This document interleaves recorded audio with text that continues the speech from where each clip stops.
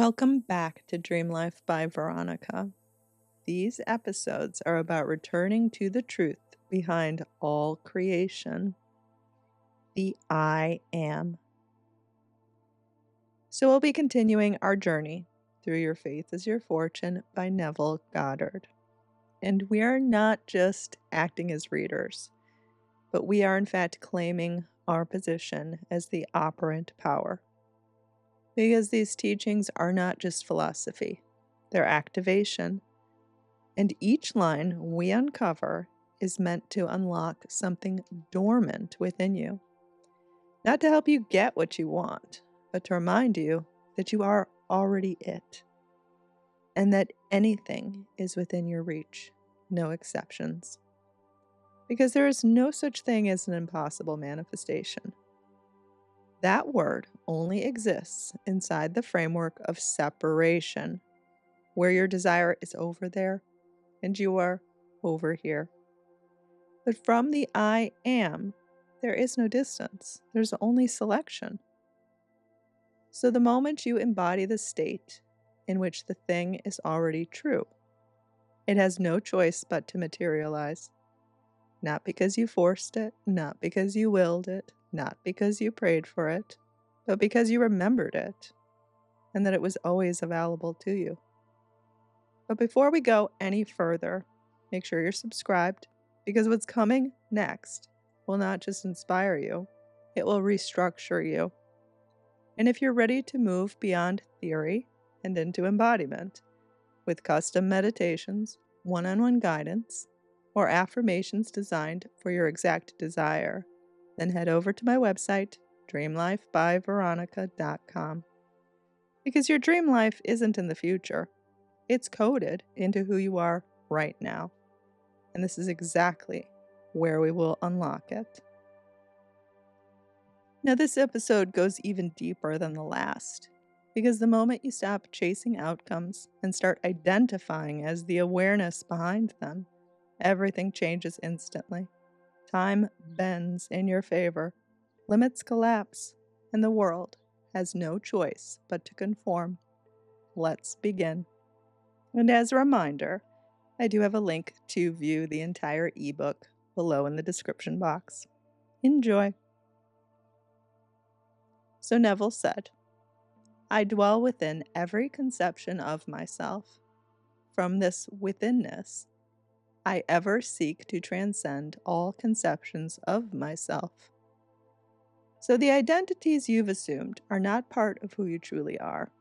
They are just temporary constructs held within awareness, never separate, but never defining. Again, what you've called identity is not you. It's a passing shape within you, sustained only by your belief. So every self-image you've worn, even the painful ones, has unfolded from within your awareness. You are never at their mercy.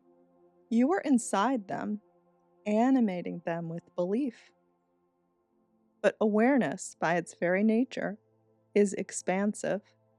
It is never fixed. It is always moving beyond what it currently holds.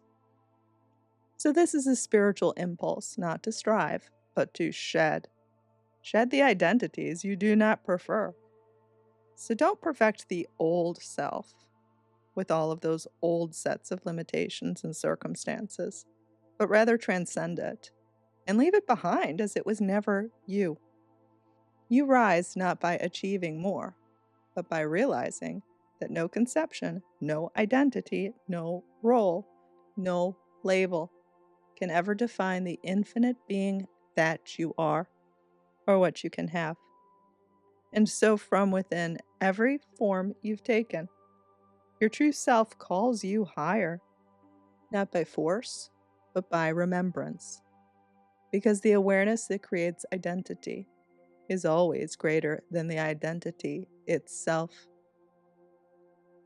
Neville continues, by the very law of my being, I transcend my conceptions of myself.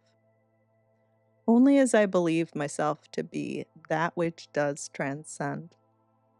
Now, Neville is not describing effort here. Instead, he's describing law, the inevitable unfolding of assumption. Let me say that again.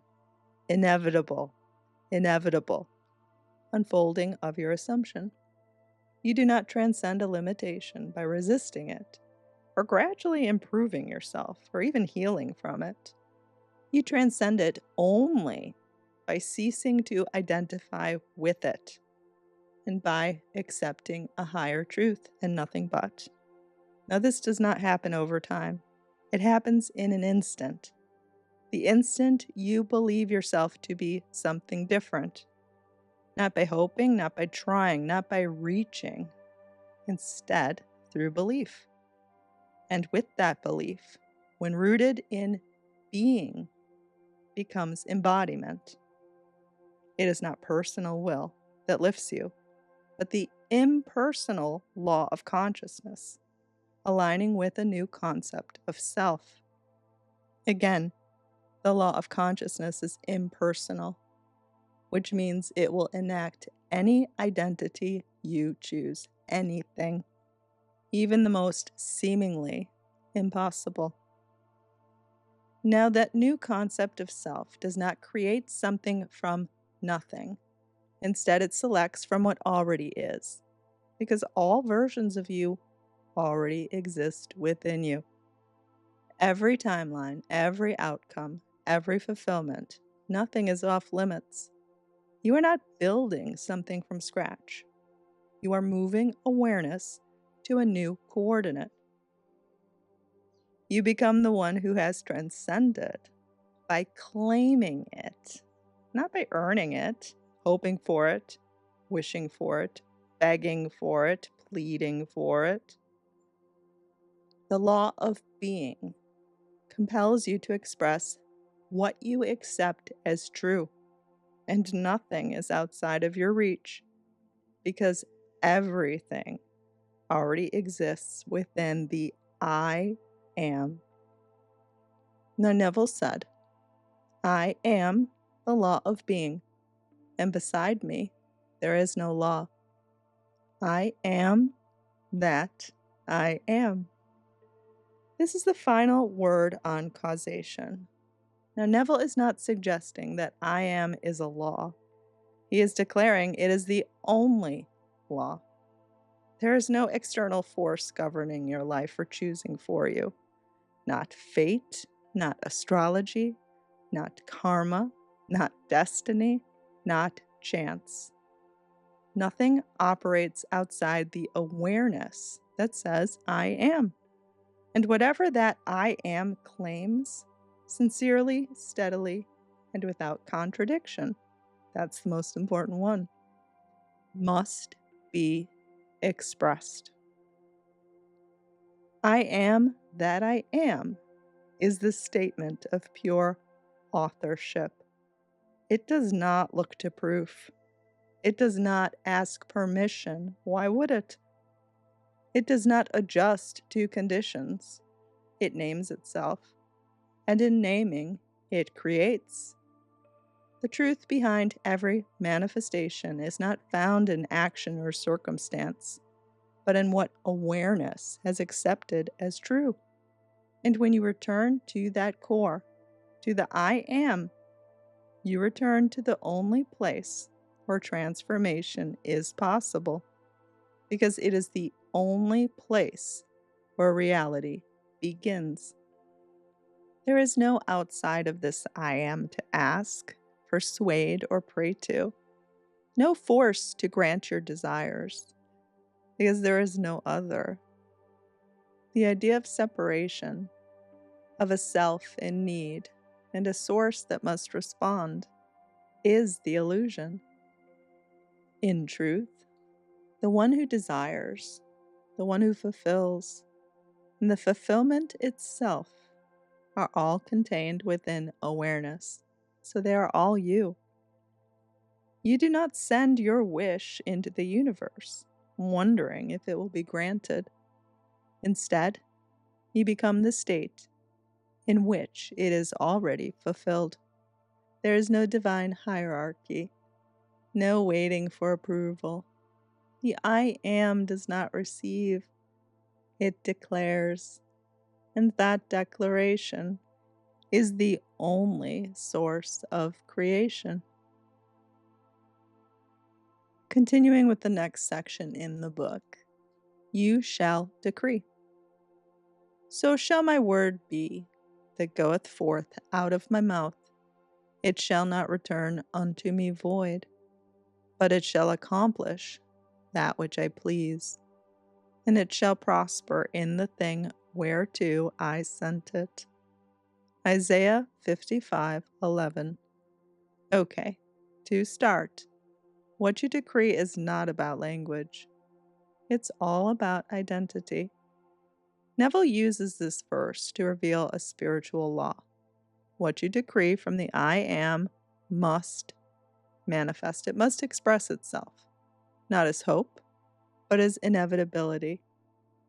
The word that goes forth is not some random speech or outward effort. It is the inner decree, the quiet, assumed truth you accept about yourself. That word never returns void, because consciousness cannot contradict its own conviction. So you are not waiting to see if the world will agree. You are not asking for permission. The moment your awareness accepts something as true, as familiar, as natural, as already yours, it sends out an invisible command. And the world, which is nothing more than your own awareness made visible, must obey. It doesn't matter how far away it looks in the 3D, how unlikely it seems to others, or how long it's been absent. There is no distance in consciousness, no hierarchy of difficulty, no timeline to earn it. What you decree from within becomes law, and even the most impossible desire must take shape, because the I am does not hope, it selects, and what it selects, it becomes. To decree is not to beg, plead, or repeat affirmations in desperation. It is to speak from the throne of identity, to say with full authority, I am this now. Not because you've earned it, not because it's proven, but because you have chosen it. Neville uses this verse to reveal a spiritual law. Whatever is decreed from the I am must fulfill itself. The word is not speech. It is assumption. It's the internal decree, silently accepted as fact, that sets creation in motion. And once that word is sent out, once consciousness identifies itself with a state, it must return in form, not as a possibility, but as a certainty. This is the power most people miss. They speak as if hoping, asking, or wishing. But true decree does not come from longing. It comes from authorship. It comes from the still, unwavering knowing. I am this now. And because there is no distance in consciousness, no time delay in truth, that word cannot come back empty. It carries the imprint of the one who spoke it, and it will fulfill exactly what was assumed. What you accept within is the seed, and its return is never in question. Now, Neville said, man can decree a thing, and it will come to pass. Man has always decreed that which has appeared in his world. He is today decreeing that which is appearing in his world, and he shall continue to do so as long as man is conscious of being man. So you don't learn how to decree. You've been doing it since the moment you became aware of being. Every condition, every pattern, Every appearance in your life is the echo of a decree already made. You may not have spoken it aloud, but you accepted it inwardly. You identified with it. And that identification, that silent assumption, is the word that became flesh. This is not something you turn on when you want something.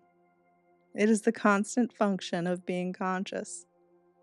Neville isn't introducing a new technique.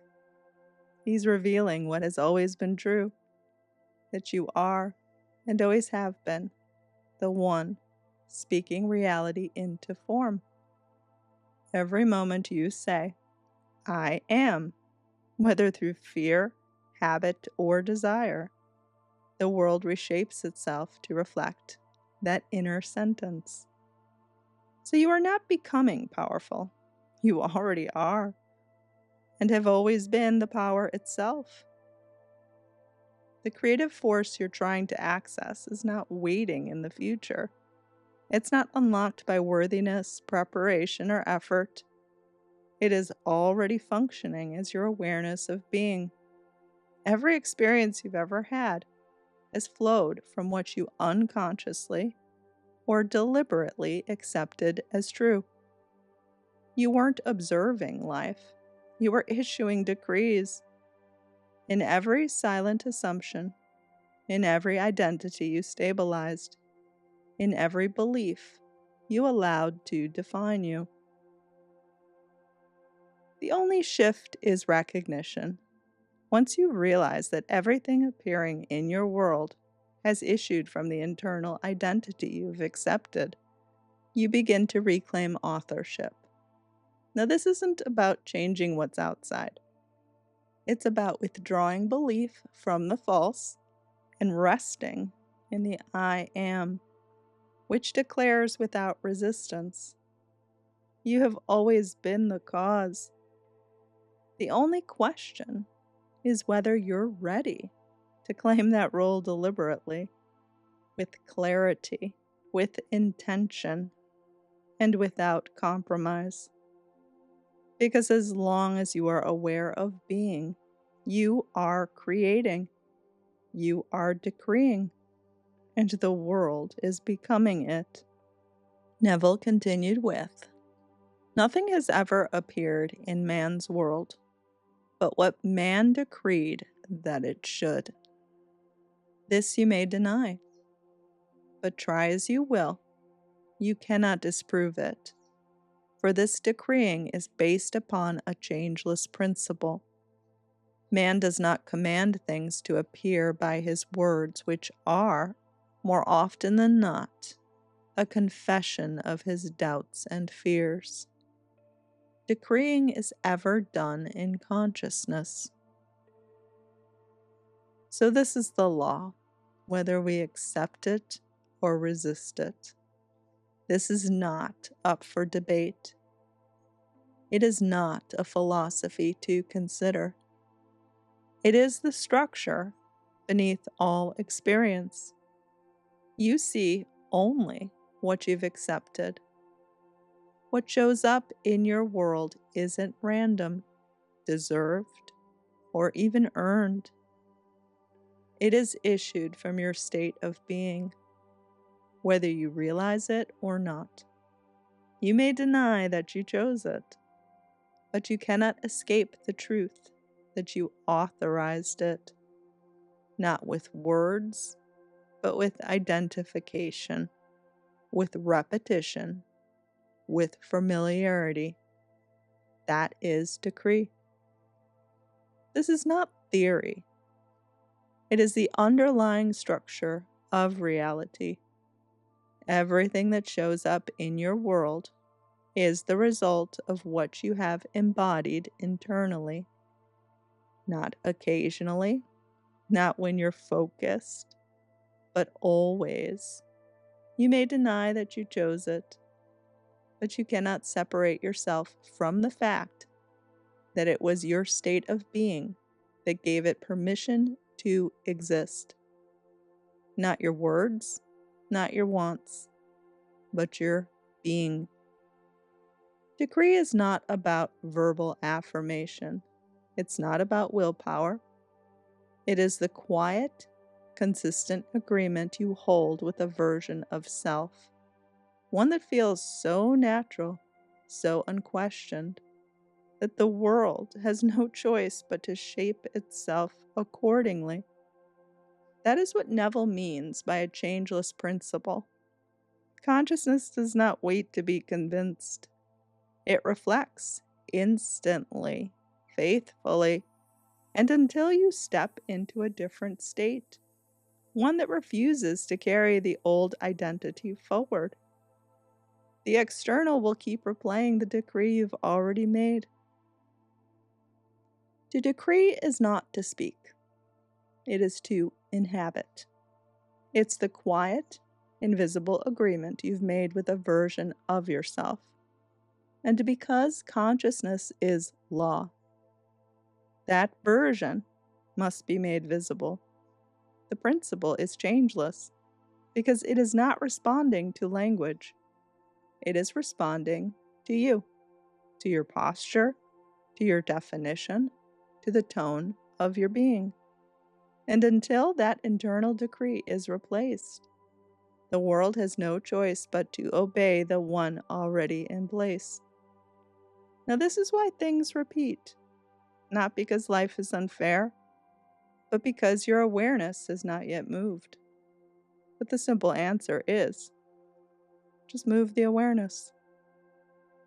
Now, Neville said, every man automatically expresses that which he is conscious of being, without effort or the use of words. At every moment of time, man is commanding himself to be and to possess that which he is conscious of being and possessing. So this is the secret that most people miss. Because manifestation is not something you turn on when you want something. You are doing it constantly, effortlessly, unconsciously, without even trying. Expression is not optional. The world around you is the seamless, automatic reflection of what you are being. Not what you want, not what you say, but what you've settled into as true of yourself. There is no pause button on this law. At every moment, without exception, you are issuing a command, not with language, but with identity. You are declaring, I am, by the way you feel, the assumptions you live from, the roles you don't question. And that declaration becomes reality, not because it was spoken, but because it was accepted. What you are conscious of being is already in motion, already shaping itself, already returning to you in form. So you don't need to try harder. You need only to occupy a new state, and the world will follow automatically. It always does. Neville said, this changeless principle of expression is dramatized in all the Bibles of the world. The writers of our sacred books were illumined mystics, past masters in the art of psychology. In telling the story of the soul, they personified this impersonal principle in the form of a historical document, both to preserve it and to hide it from the eyes of the uninitiated. So this law, essentially that which you are conscious of being must be expressed, is absolutely not something that is new. It is the silent thread running through every sacred text, every parable, every myth. It's all around you, in fact. The great scriptures of the world are not historical accounts. They are psychological blueprints. And the figures within them, Abraham, Moses, Jesus, are not simply people. They are states of consciousness, clothed in narrative, to preserve a deeper truth. Now, Neville is absolutely not dismissing Scripture. Instead, he's decoding it in the way it's meant to be seen. These mystics understood that truth, when personified, could survive through time. So they hid infinite laws inside finite stories, not to deceive, but to protect them. Because the unprepared mind looks for events, but the awakened one sees principles. Behind every miracle recorded in these texts is the same message.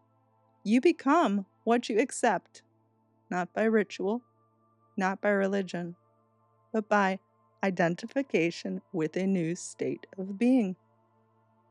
The stories endure because they are not about the past. They are about what's possible now. Now, Neville said, "Today, those to whom this great treasure has been entrusted, namely, the priesthoods of the world, have forgotten that the Bibles are psychological dramas representing the consciousness of man. In their blind forgetfulness, they now teach their followers to worship its characters as men and women who actually lived in time and space." Now, this is the great forgetting, that what was once understood as inner truth has been mistaken for outer history. The Bibles of the world were never meant to be worshipped as records of external lives. They were written as living maps of consciousness. Each figure, each story, each miracle is a dramatization of states, of what happens when awareness identifies with a particular idea of self. Jesus is not a man to be admired from a distance.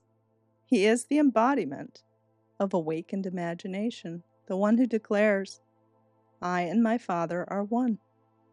That Father is I am. When you worship the character instead of embodying the principle, you remain separate from your own power. You wait, you ask, you follow. But when you realize that these stories were never about them, they were about you, the spell breaks. The teaching returns to its source. Imagination as being. You are not here to study miracles, you are here to perform them.